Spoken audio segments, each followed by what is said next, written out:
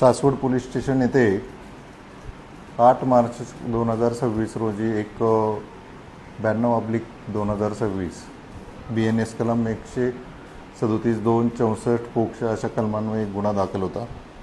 त्यामध्ये एक आरोपी फरार होता, अक्षय उर्फ गोट्या संभाजी खेंगट। यावर अजून 2 गुन्ह्यामध्ये पण फरार आहे आणि याच्यावर 307 पोक्सो, 395 IPC असे गंभीर वेगवेगळ्या प्रकारचे 7 गुन्हे दाखल आहेत। हा आरोपी जो आहे याच्यावर मोका अंतर्गत सुद्धा गुन्हे दाखल आहेत। मागील 3 महिन्यापासून हा फरार होता।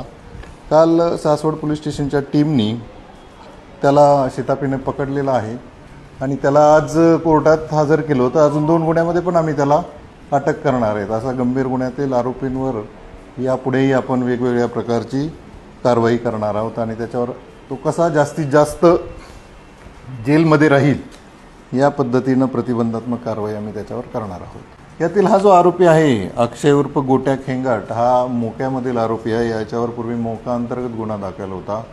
2019 पासून हा सक्रिय आहे। याच्यावर दरोडा, 307 सारखे हाफ मर्डरचे गुन्हे, 395 अशा वेगवेगळ्या प्रकारचे गुन्हे दाखल होते आणि हा सतत कार्यरत होता।